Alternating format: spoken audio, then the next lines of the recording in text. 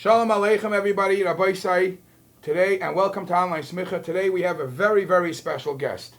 Somebody who did Limud HaTorah and Amala Shel Torah.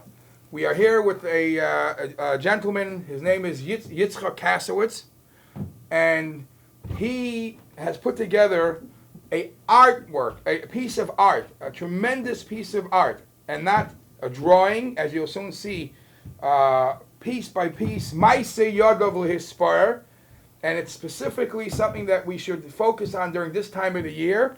So I asked him to share some time with us and explain what this is all about.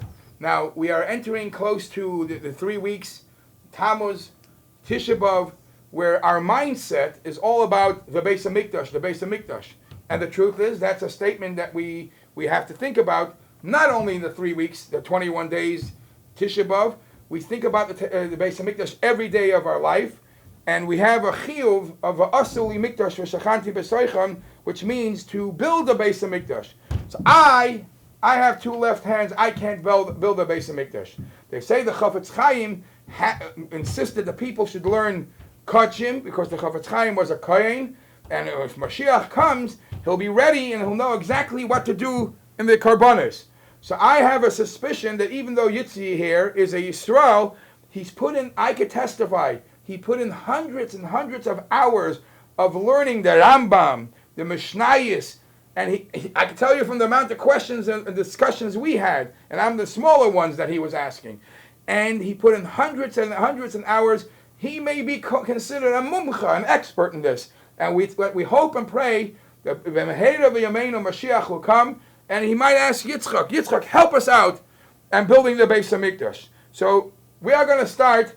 What Rabbi Yitzchak has over here, he is a Lego expert, and he'll explain what's the uniqueness of making this diagram, this piece of work with Lego, what's the benefit. But what's important in Yiddishkeit is there is a tremendous, tremendous amount of detail, tremendous amount of work that he put together here, the Beis HaMikdash, up to shear, in the proportional shear, exactly the details as the Rambam, as the Mishnayos, as the Gemara Tamid, as the Gemara Midas. Tremendous piece of work. So, without further ado, here is Reb Yitzchak Kasowitz, and his company name is J-Brick. J-Brick stands for Jewish Brick. He does all Legos with Jewish themes. This is his next big project. He has beautiful menorahs, beautiful other things. He'll share with you what he has. And but I want to get to this exciting Beis HaMikdash, which is still a hidden secret. And I want people to know about this, how you could live and learn Beis HaMikdash. Rabbi Yitzchak. Thank you, Rabbi Olam, for having me here. If you want more information on the company, JBrick, you could go to our website, jbrick.com, or Facebook, facebook.com/JBrick fan page. We're on Twitter and Instagram at Jewish Brick. We make custom Jewish-themed Lego sets, all different types. I myself, my full-time job is a Lego designer and builder, not for the Lego company, but for another company that makes custom Lego sets. My intention with this originally was to make a Lego Beis HaMikdash that would be a set, but instead of just making my own design for a menorah or for a dreidel, this one to me had to be exact. I did not want to get it wrong.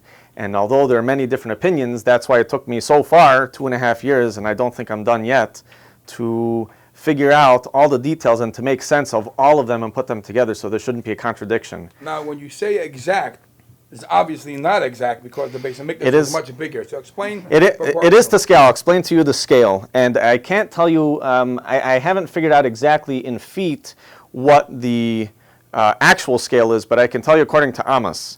An Amma, whether it is 18 plus inches or 22 inches, whatever it is, I'll just tell you what I did it in Lego. So in Lego terms, every one dot is what's called a stud. So you have this one piece, if you could zoom in on that. Can you see that? Yeah. So this one piece, this one stud, every one dot, the square, in this scale equals 10 amos by 10 amos, approximately. So if something is 11 amas, this is still going to represent that.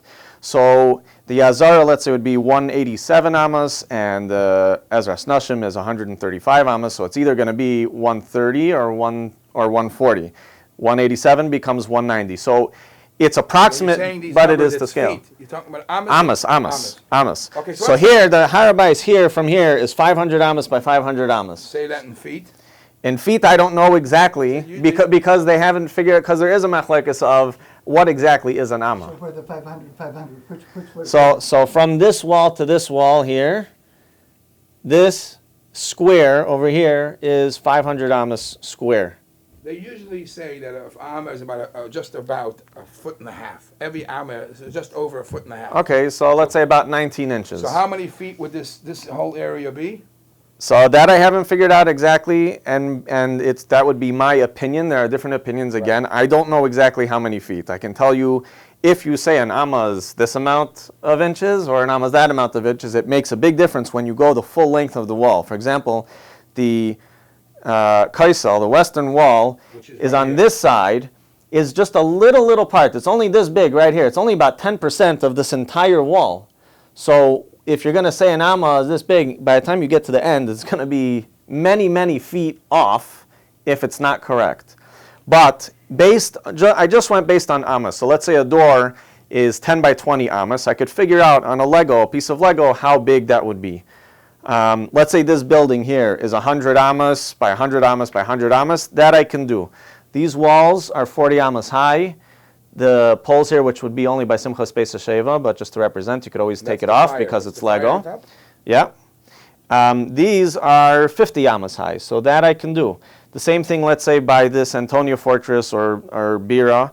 The 3 towers here would be 50 amas high, and this one is 70 amas high. So the known locations or heights or measurements, that's what I tried to put in and portray. Okay, so let me get the display going. Okay. Okay. First of all, a disclaimer, a simple disclaimer. This is the Beis HaMikdash, not the Mishkan. Okay. Right. So Hasheni. This is the Beis HaMikdash Hasheni. Now, let's start with a person, a kohen coming from Yerushalayim. Yeah. What are his options? Options for coming in. Rambam says there's 5 gates. You have the Shushan gate, where there's a depiction of Shushan above the gate here. This is the east side, this is the eastern gate. That this was the king of Persia gave permission to rebuild the Beis HaMikdash, so that was that gate. The Tadi gate here, this was, Rambam says, would be rarely used, but it was the only gate that had a triangle top with 2 stones leaning against it. Point to it again.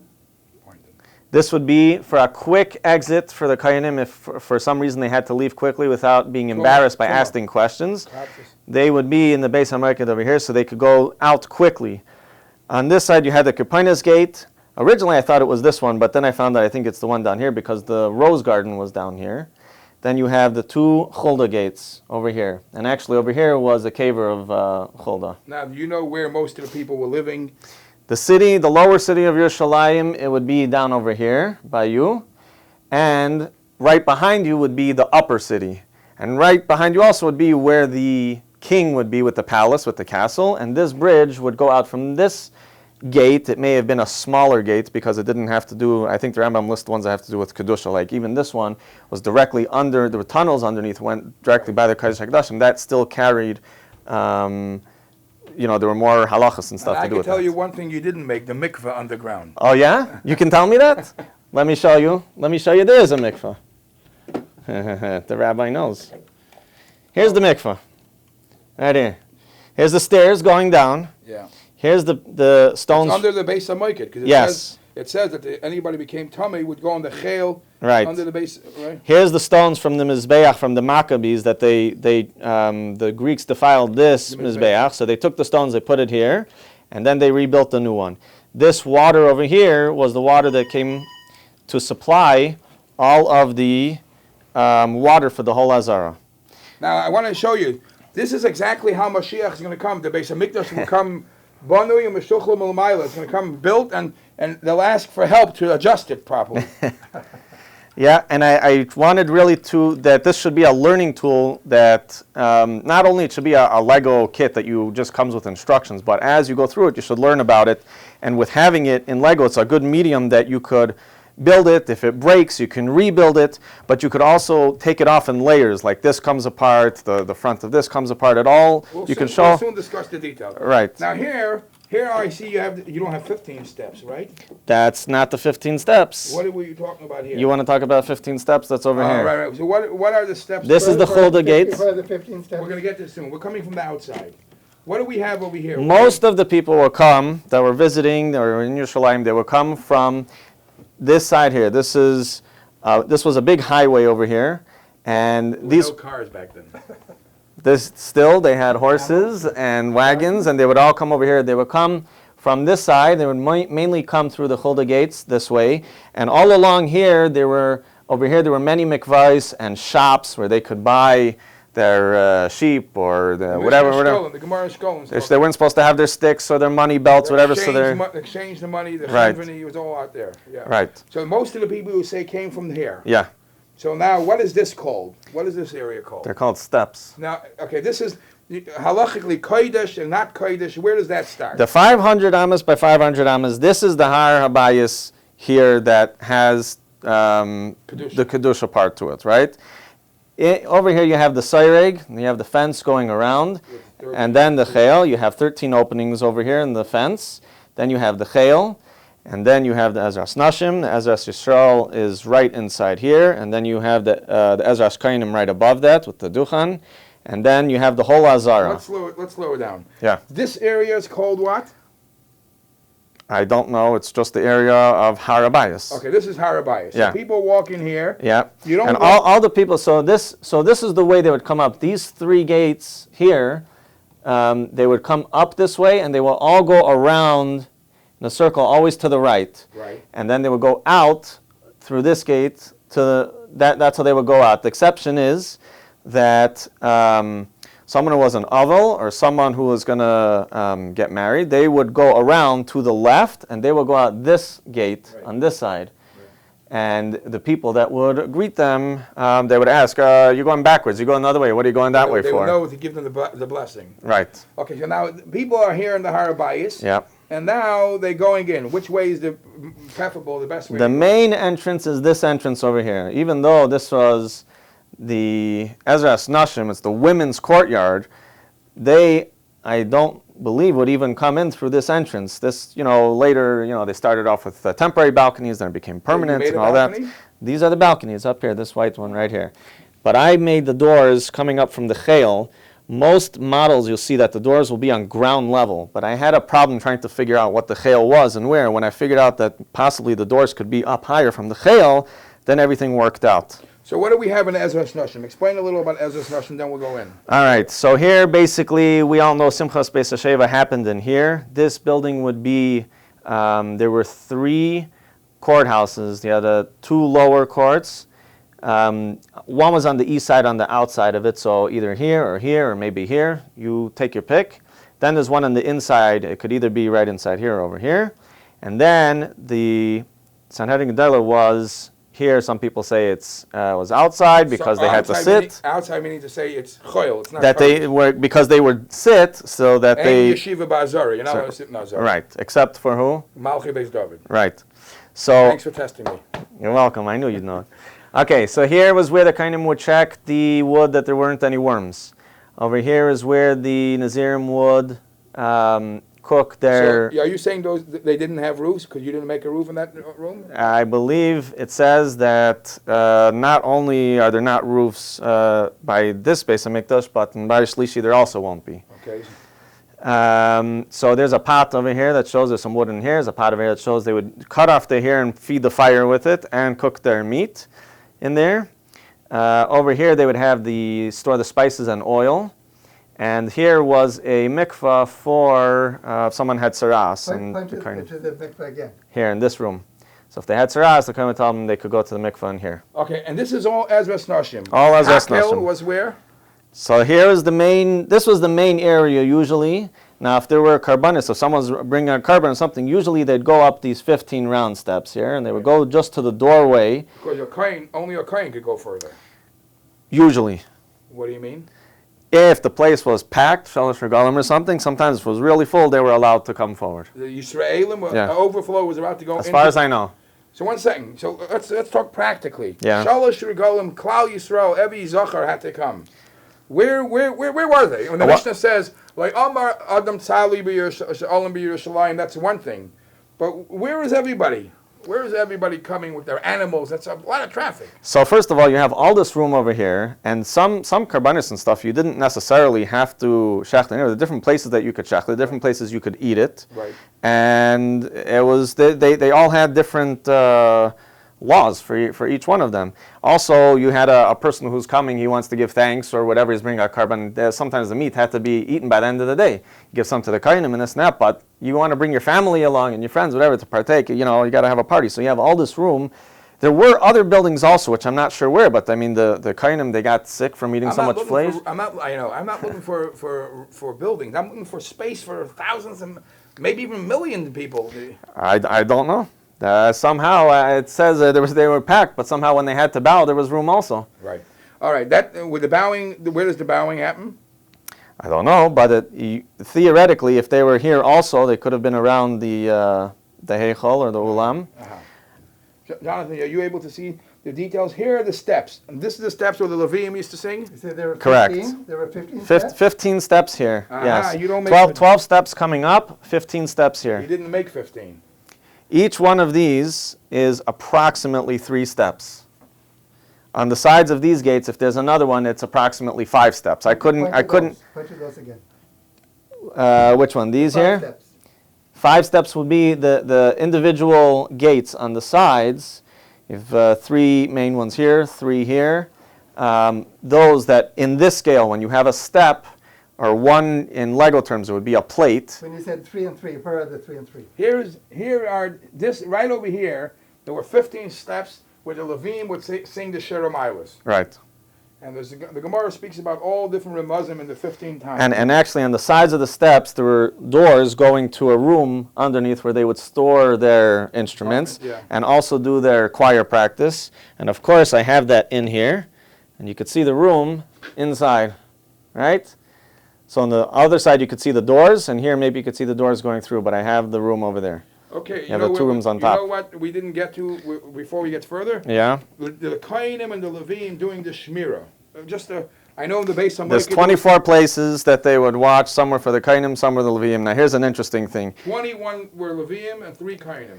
Here's an interesting thing. I have to show you, if we could break away for a second. If you get the pun, I'm breaking away. Okay? So here just shows the Harabayas, the mountain, right, that was underneath, and you had the arches to hold them up. I'm just going to pull something out over here so I could show you. Yeah, they hollowed it out because they didn't want Tumas Mason. So in case there was anyone that was buried under there, they didn't want it to be a direct contact. So they had to block it. And by the way, there's the iron. It might be hidden over there. You never know. Okay, fine, very good. Okay, so what I want to show you is that, but you're asking about the guards, right? Right. So I want to show you something that I was trying to make sense of myself. So you have, in many drawings and paintings and models, you have these towers. You could call them guard towers, and I'll tell you what, I looked around, I did some research, and I think you could do it in a Lego model. It looks beautiful, but I really haven't found any proof that they existed. I haven't found a good source. I found in the Gemara there's a drawing, a top-down view. If you look top-down, you'll see the 6 squares, but actually I asked someone else, and he said, well, if you're looking top-down, instead of these towers, maybe it was, even if there was someone there, maybe there were tarps, maybe someone was just on top. Actually, there's a mention like this in the Mefarish, in the Gemara. So if you're looking down, that's what you see. But if you're looking this way, you're not going to see the towers. And also the reason why I can't find that there was a proof of this is we know where the guards were, and these 6 corners are not mentioned as being where guards were. I'll tell you something else, that the guards for the Beis HaMikdash really, even if they were armed, they weren't there for protecting the Beis HaMikdash. I think it says that a castle with guards is more prestigious than a castle without guards. That's the Gemara says that there was not a reason for the guards to protect from theft, because ein anius b'makim ashiris. You can't be the most luxury. This is all gold and silver, a lot of. So you can't act very rich and then be cheap. If somebody would steal, we'll replace it. It's only because of kavod. Right. So the thing about the guards is, if it's really for protection, if you want to call them guard towers, really the protection is the fortress here, or these towers over here. And by the way, this tower they found a stone that fell off that was engraved that this is the place of the trumpeter. Yeah. They would call from here with a shofar, a trumpet, when's going to be Shabbos. Yeah. You don't have to run. I want the people here to know the details. All the details. I see that you have the Mizbeach. I see you even have the places where they would tie the animal down, the shechted. And here's the inside, and you have the Aron. You continue. I have to just go and give a shir now. Rabbi Nachman, well, can you show us your sign, your online smicha? Okay, you'll do that. I don't want to cut him short. I want you to say all your details. We could cut short. We could continue another time. No, you don't want, because we want to learn about the Beis HaMikdash. I could carry on for 2 hours. Carry on as long as you could. Okay. Yitzchak, about the terracing, the green terracing here. Is that to scale, or what is this called? This valley here. What is that called? This is the Kidron Valley, and this mountain coming here was Har HaMoriah. That's the name of the mountain that the Beis HaMikdash was on. This mountain, this is leading to another mountain. This is where I cut it off, but there's another mountain here, still there. It's called Har HaZeisim. Abraham came with Yitzchak. That was on this mountain. Okay. That was where the Beis HaMikdash is. This is Har HaMoriah. The Har HaZeisim, the reason why I put this bridge over here, this ramp, and this mountain is to show the importance, because the Para Aduma, the red cow, that is where it had to be. That's where they would slaughter it, and that's where the Kohen would flick the blood. That would be on this mountain over here somewhere. The name of that mountain is? Har HaZeisim, Mount Olives. Okay, Mount Olives. And they had to look, the Kohen that was doing it had to look down all the way through, straight ahead, and be able to see the doorway of the building, of the Ulam, the Heichal, to see all the way straight through. For that purpose, all of the walls were very high except the eastern wall. This wall was low. Okay, that is east, and west is closest to you. The western wall is over here. Point to the north. Where is north? This is north on this side, and the south is by the Cholda gates on this side. And what's on the other side of the temple? Har HaZeisim is here. Yeah. What's over by where you're standing? This would be the city of Yerushalayim. And there would be different walls dividing it, but the wall for the city would actually be going around here, and